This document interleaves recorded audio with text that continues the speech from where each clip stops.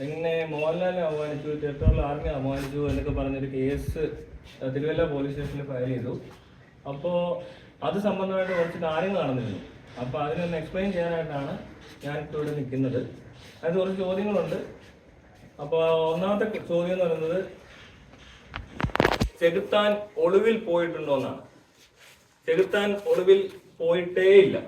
ഇന്നേ വരെ ചെകുത്താൻ ഒളിവിൽ പോയിട്ടില്ല.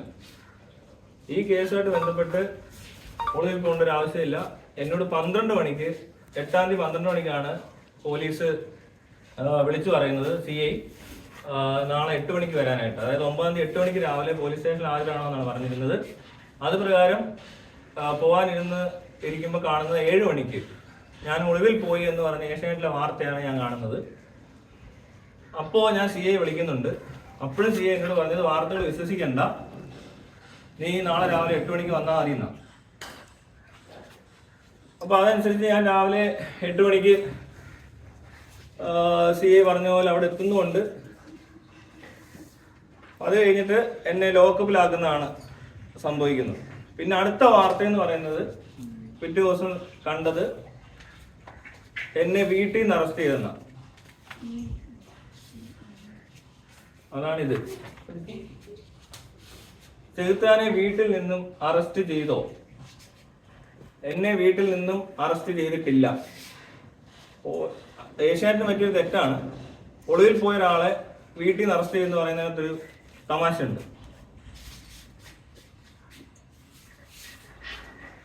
ഈ ഒളിവിൽ പോയി അറസ്റ്റ് ചെയ്യുന്ന പറയുന്നത് എന്നെ ലോക്കപ്പിൽ ഇടാൻ വേണ്ടിയിട്ടാണ്.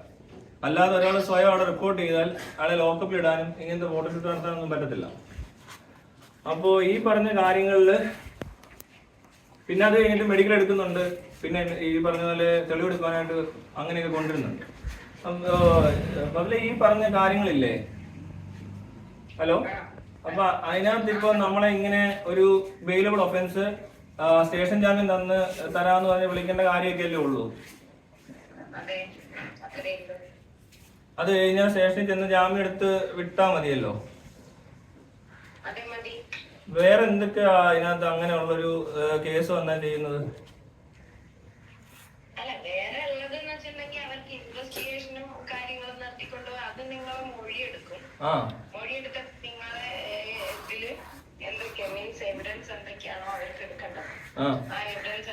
നിങ്ങളുടെ മൊബൈലിനോ നിങ്ങൾ എവിടെയാണോ വീഡിയോ ഇട്ടിട്ടുള്ളത് അതിന്റെ URL-ഉം കാര്യങ്ങളും ഒക്കെ എടുക്കുക എന്നുള്ളതേ ഉള്ളൂ. അതിലെന്ന് വെച്ചിട്ടുണ്ടെങ്കിൽ അവർക്ക് പരിശോധിക്കണം എന്താണ് ശരിക്കും നടന്നത്. പരിശോധന അത്യാവശ്യമില്ല. അതിൽ ബെയിലബിൾ ഓഫൻസ് ആണ്. ഫസ്റ്റ് ഓഫ് ഓൾ അതൊരു ബെയിലബിൾ ഓഫൻസ് ആണ്.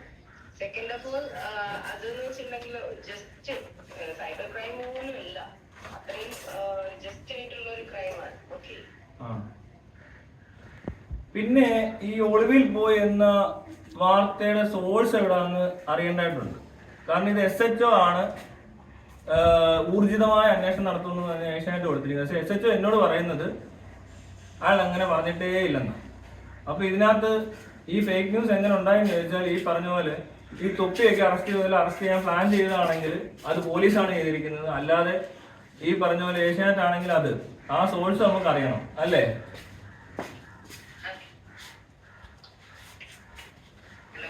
ഹലോ.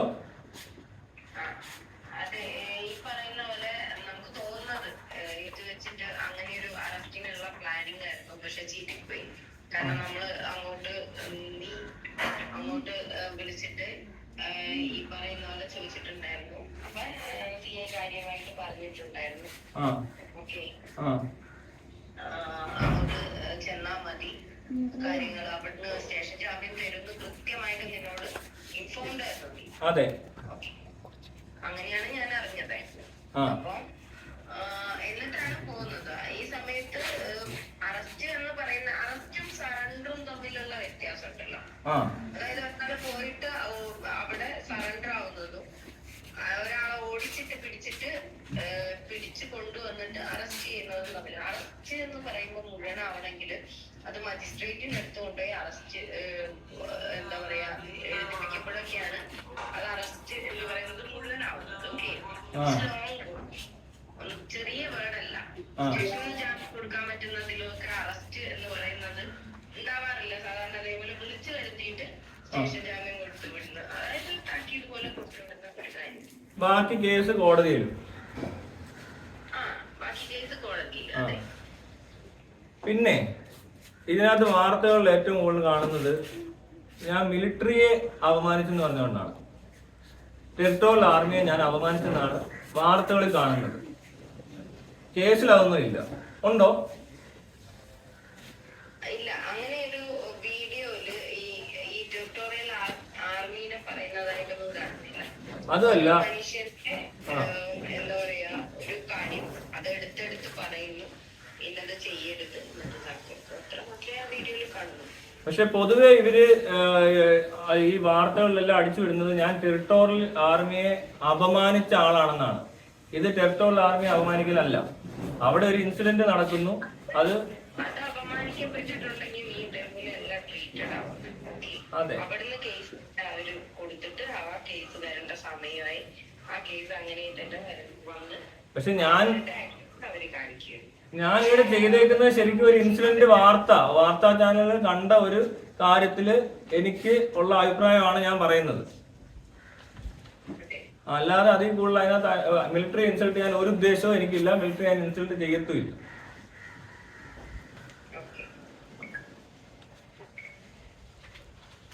ഹലോ.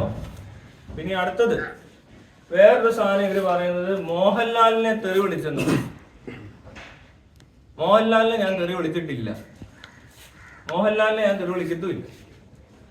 മോഹൻലാലിനെ തെറി വിളിച്ചതായിട്ടൊന്നും എനിക്ക് അതിനകത്ത് പറഞ്ഞിട്ടുമില്ല. മോഹൻലാലിനെ എങ്ങനെയാ തെറി വിളിക്കുന്നത്?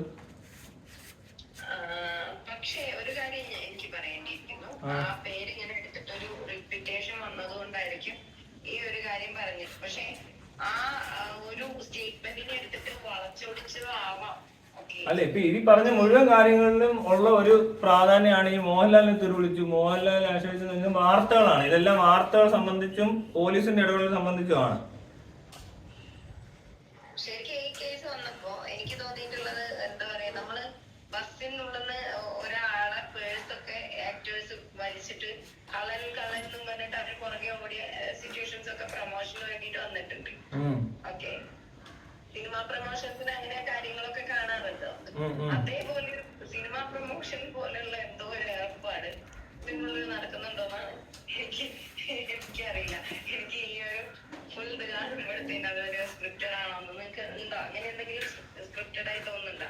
ഉണ്ട്, ഉറപ്പായിട്ടും തോന്നുന്നുണ്ട്. കാരണം ഈ വ്യാജ വാർത്തകൾ വിടുന്നത്, അതിനോടൊപ്പം പാരലായിട്ട് മറ്റു വാർത്തകൾ ഇതിനെ ഈ പറഞ്ഞ പോലെ അപമാനിച്ചു, മിലിറ്ററി അപമാനിച്ചു, മോഹൻലാൽ അപമാനിച്ചു, ഇതെല്ലാം കൂടെ കൂട്ടി വായിക്കുമ്പോ എന്താണ് അവർക്ക് അതിന്റെ ഉദ്ദേശം എന്നുള്ളത് നമുക്ക് അറിയാം. എന്നാലും നമ്മള് എന്താ പറയാ, കാണുമ്പോ നമുക്ക് ഒരു കുറച്ചെങ്കിലും നമ്മള് മനസ്സിലായ ഒരു കാര്യമാണ്. ഇത്രത്തോളം ഒന്നും ഇല്ലാത്തൊരു കേസിനെയാണ് എടുത്തിട്ട് ഇങ്ങനെ നീട്ടിക്കൊണ്ടുപോയിട്ട് പേടിപ്പിക്കുക. എല്ലാരും ഒന്ന് അടക്കി നിർത്താന്നുള്ള അവര്. പിന്നെ പറഞ്ഞ വീഡിയോസിലൊക്കെ ഈ പറയുന്ന സാറുമാര് കൊടുത്തിട്ടുള്ള വീഡിയോസ് ഉണ്ടല്ലോ സോഷ്യൽ മീഡിയയിൽ അല്ലേ, അതിലൊക്കെ ഒരു ഭീഷണി തന്നെ, ഒരു ലൈഫ് ത്രെട്ടനിങ് ഭീഷണി തന്നെ അതിൽ നിലനിന്നിരുന്നു. അവർക്ക് ഇതൊന്നും കഴിഞ്ഞിട്ടില്ലെങ്കിൽ അവര് ജീവനഹാനി ഉണ്ടാക്കാനുള്ള ഇതായിട്ടുള്ള കാര്യങ്ങള് നടത്തും എന്നുള്ളത് തന്നെയായിരുന്നു അവരുടെ ഭീഷണിയിലും നിലനിന്ന് പോയിട്ടുള്ളത്. നിങ്ങൾക്ക് നോക്കിയാൽ മനസ്സിലാവും, ഞാൻ എടുത്തെടുത്ത് പറയുന്നില്ല. പിന്നെ പൊതുവായിട്ടുള്ളൊരു ചോദ്യമാണ്, നിങ്ങൾ പോലീസിനെയും കോൺസ്റ്റിറ്റ്യൂഷനെയും ആർമിയൊക്കെ വിശ്വസിക്കുന്നുണ്ടോ? ഈ നിയമവ്യവസ്ഥയിൽ വിശ്വാസം ഉണ്ടോ എന്ന് ഒറ്റ ചോദ്യം ചോദിച്ചാൽ അതിന് ഉത്തരവില്ല.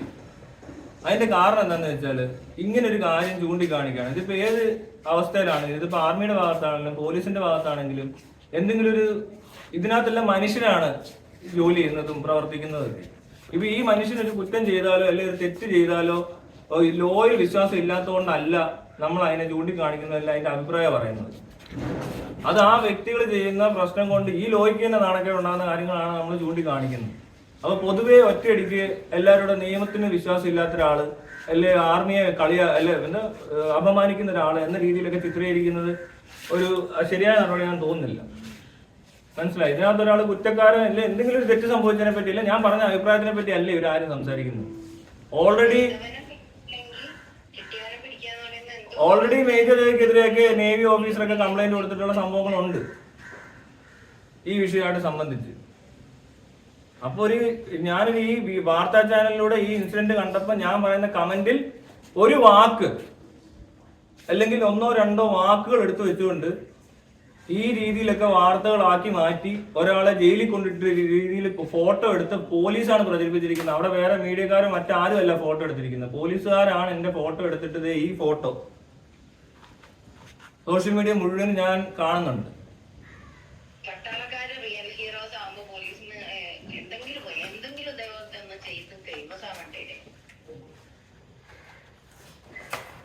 പിന്നെ പോലീസിനെ സ്വാധീനിച്ചതായി സംശയമുണ്ടോ? തീർച്ചയായിട്ടും ഉണ്ട്. പോലീസിനല്ലാതെ ഇതിനു മുമ്പ് ഇതുപോലത്തെ സിമിലർ കേസസ് പട്ടാളക്കാരെ തല്ലിച്ചതച്ച കേസുകളുണ്ട്. പലരും പലതും പറഞ്ഞിട്ടുണ്ട്. ഇതിലൊന്നും ഇല്ലാത്തൊരു പ്രത്യേക ഇൻട്രസ്റ്റ് ഈ പറഞ്ഞ ആളുകൾക്ക് എല്ലാവർക്കും, അതായത് പട്ടാളത്തെ അപമാനിച്ചു എന്ന് പറഞ്ഞ് മുന്നേക്ക് വന്ന ആരും ഇതിനു മുമ്പ് ഇവിടെ ഈ പട്ടാളക്കാരെ തല്ലിച്ചതച്ചപ്പോഴൊന്നും കണ്ടിട്ടുമില്ല. അപ്പൊ എന്റെ കാര്യത്തിൽ മാത്രം സ്പെഷ്യൽ ഇൻട്രസ്റ്റ് എടുക്കുകയും ഇത്രയും വലിയ പ്രൊസീജിയേഴ്സും കാര്യങ്ങളൊക്കെ നടത്തി മീഡിയയിലിട്ട് ഇത്രയും കാണിച്ചതും അപ്പൊ പോലീസിന് പ്രത്യേക താല്പര്യമുണ്ട്. മാത്രമല്ല, ഇതിനിടയിൽ സിദ്ദിഖിക്ക വിളിച്ചു, ലാൽ സാർ എന്നെ വിളിച്ചു, വളരെ സന്തോഷമായി എന്നൊക്കെ CI പറയുന്ന വീഡിയോ ഏഷ്യാനെറ്റിൽ നിങ്ങൾക്ക് കാണാൻ പറ്റും. ഒരു പോലീസ് ഓഫീസർ അങ്ങനെ പറയാനൊന്നും പാടില്ല. പിന്നെ എനിക്ക് മുട്ടം പണി വരുന്നുണ്ടെന്ന് പറഞ്ഞ് ഭീഷണിപ്പെടുത്തലും അങ്ങനെയുള്ള കാര്യങ്ങളൊക്കെ, മിലിറ്ററി എന്തോ ഡിഫമേഷൻ സ്യൂട്ട് ഫയൽ ചെയ്യാൻ പോവുകയാണ്. അതുപോലെ തന്നെ എന്നോട് ഇതൊക്കെ നേരിട്ട് തന്നെ ഇവർ പറഞ്ഞുകൊണ്ടേ ഇരിക്കുക. പിന്നെ ആദ്യത്തെ കാര്യം മെഡിക്കൽ. ഞാൻ മെഡിക്കൽ ഓഫീസർ അടുത്ത് ചെന്നപ്പോൾ ഞാൻ എൻ്റെ ഹെൽത്ത് ഇച്ചിരി മോശമാണ്, അത് പറയേണ്ട കാര്യമാണ്. ഞാൻ പറഞ്ഞു എനിക്ക് മെഡിസിൻ വേണം, ഞാൻ മെഡിസിൻ എടുത്തിട്ടില്ല എന്ന് പറഞ്ഞിട്ട് ഇവരെല്ലാവരും ഇത് അവഗണിക്കുക. എന്നിട്ട് അവസാനം ഇവിടെ വന്ന് കയറി കഴിഞ്ഞിട്ടാണ് എനിക്ക് എൻ്റെ മെഡിസിൻ കിട്ടുന്നത്. എൻ്റെ വീട്ടിൽ അവിടെ കൂട്ടുകാരെ അടുപ്പിക്കുന്നില്ല, എന്തോ ഭയങ്കര കുറ്റവാളികളെ മാറ്റി നിർത്തിയേക്കുന്ന പോലെ മാറ്റി നിർത്തുക. എന്നിട്ട് എല്ലാം കഴിഞ്ഞിട്ട് ഞാൻ ഇവിടെ വന്നു കഴിഞ്ഞിട്ട് എനിക്ക് മെഡിസിൻ എടുത്ത് കഴിക്കാൻ പറ്റുന്നത്. അത് അങ്ങനെയുള്ള കാര്യങ്ങളും അവർ അവഗണിച്ചിട്ടുണ്ട്. പിന്നെ സിദ്ദിഖ്, മോഹൻലാൽ, മേജർ രവി, അത് ആ പേര് കിട്ടുക, ഇവരെല്ലാം എപ്പോഴും ഈ പറഞ്ഞ പോലീസ് ഓഫീസറായിട്ട് കമ്മ്യൂണിക്കേഷനിലാണ്. അവരെല്ലാം കൂടി ഇരുന്ന് പ്ലാൻ ചെയ്യുന്ന പോലെ ഓരോരോ വകുപ്പുണ്ടെങ്കിൽ എടുക്ക്, നമുക്ക് ഇവനെ അകത്താക്കാം എന്ന് നിരന്തരം പറഞ്ഞുകൊണ്ടിരിക്കുക. പോകുന്ന വഴി, അതായത് എറണാകുളത്തോട്ട് വരുന്ന വഴിക്ക് എല്ലാം പോലീസുകാർ ചെയ്യുന്ന പണികൾ ഇതൊക്കെയാണ്. പിന്നെ മറ്റെന്തോ മറയ്ക്കാൻ എല്ലാവരും കൂടെ സ്ക്രിപ്റ്റഡ് ആയിട്ട് എന്തൊക്കെയോ ചെയ്യുന്നു. എനിക്കൊരു സംശയമുണ്ട്. ഈ പറഞ്ഞ കാര്യങ്ങളൊക്കെയാണ്. ഈ 10 ചോദ്യങ്ങൾ ഇത്രയേ ഉള്ളൂ. ഇതിനകത്ത് അപ്പുറത്തോട്ട് നമുക്ക് എന്താ പറയാനുള്ളതെന്നൊന്നും ഇതുവരെ ഇത്രയാണ് സംഭവിച്ചേക്കുന്നത്.